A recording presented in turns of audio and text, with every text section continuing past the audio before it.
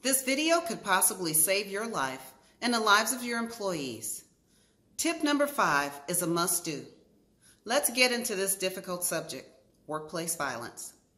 My name is Nina, and I'm about to get in your business.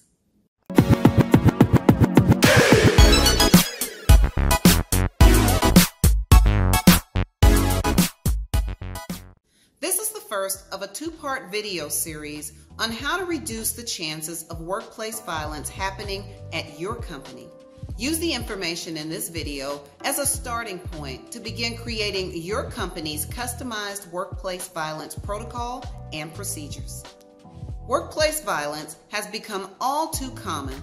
Workplace violence is unfortunately such commonplace here in the U.S. that some of the stories don't even make the news unless there are multiple deaths. Workplace violence takes on many forms. You have an unhappy or disgruntled employee who has a vendetta against your company.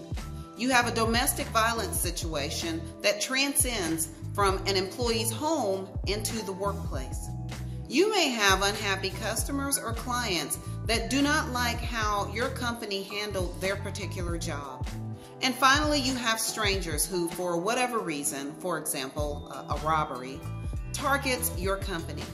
The latter accounts for over 75% of all workplace homicides. If you are a business owner, there are tasks you can do in order to reduce the chances of a workplace violence situation and make yourself and your managers aware of any employees that may have a propensity toward violence.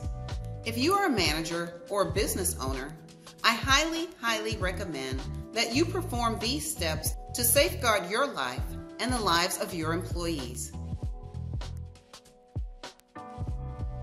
Before you hire an employee, please take the additional steps to perform an informal criminal background check.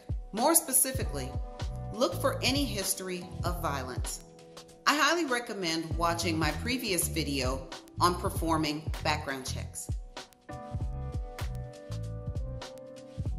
Discuss the employee's behavior with his or her colleagues and ask these questions.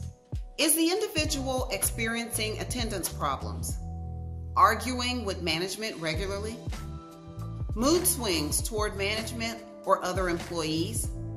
Serious stress in the employee's personal life? Are they going through a divorce or custody hearings? Poor performance reviews? Has he or she ever discussed firearms? Has the individual ever talked about violence toward the company? Displayed violence toward an employee, toward a family member? All of this may be a sign that the employee could have violent tendencies. If you believe an employee could become violent at termination, do not allow the employee inside the office for any reason. Terminate the employee at another location. Employees can be notified of a termination via telephone or via courier service with return receipt. The Texas Workforce Commission does not require an employee to be present at a work environment in front of a manager or a business owner. When it comes to your safety and the safety of others, I advise business owners to look at other methods to terminate employees who you suspect may become violent. Notify the police if you believe any employee poses a threat to you or your company. Prior to the termination, request a police presence at your location or get advice from law enforcement on how to best terminate an employee who you have evidence that he or she has been violent in the past. If your building has security, notify security in advance that you are about to terminate an employee that may become violent.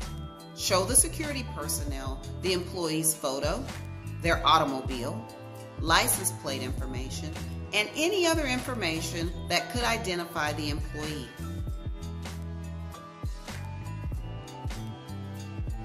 Before you terminate an employee, no matter how mild-mannered that person may appear, please perform an informal background check on the individual using the information in my previous video.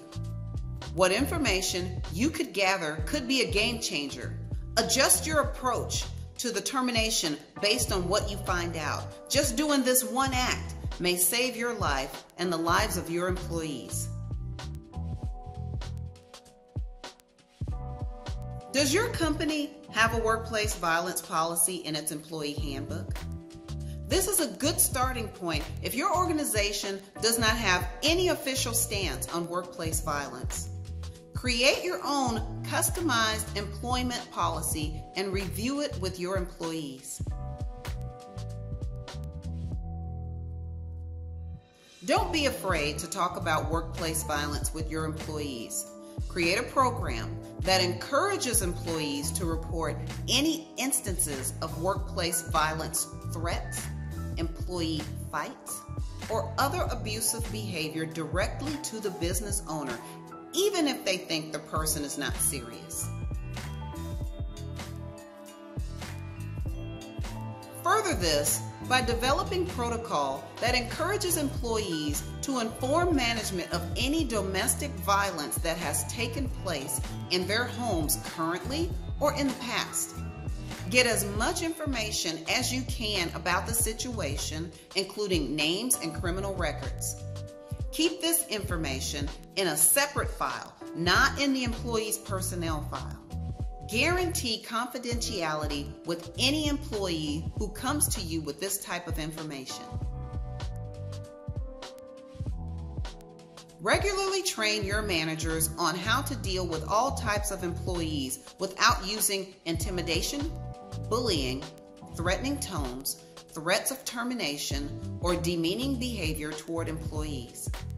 I recommend business owners take a zero tolerance with managers and how they treat employees, and be prepared to discipline and terminate anyone, manager or employee, who is known to tease, verbally abuse, or bully an employee. Create a mediation program at your company to immediately resolve disputes between employees or employees and managers. When creating these types of programs, it's best to have individuals who are truly neutral to the situation or not employed at the company at all to assist in resolving these issues. As a business owner, staying in your office not only detaches you from your employees, it creates a barrier of sorts that leads employees to believe that you are inaccessible for conversations. Make a habit of getting out of your office regularly. Walk around your company. Say hi to your employees. Thank them for their contribution. Ask them questions like, how are things going on the job? Are you having any issues? Do you know of anyone else having issues? Let your employees know that you appreciate them and would like to know about any situations that could hurt the company. This video only highlights some of the proactive tasks you can take as a business owner to possibly reduce the chances of your company experiencing a workplace violence situation. Please, I encourage all business owners to not take workplace violence lightly. Many individuals state after a workplace violence situation that they never thought it would happen at their site. And there have been some employees who, again, after the workplace violence situation has occurred, they state that they thought the employee would commit some sort of violence against another employee or manager. Learn as much as you can about your employees and the workplace gossip to see if you have any underlying issues that can manifest itself into a workplace violence situation. Use the information in this video as a starting point to begin creating your company's customized workplace violence protocol and procedures. Prepare for a workplace emergency before it happens. Please don't hesitate to contact me if you have any questions. I hope you found the information in this video helpful. If so, please click that thumbs up button and let me know your thoughts about workplace violence in the comment section. Part 2 of this series discusses workplace security. Thanks for watching.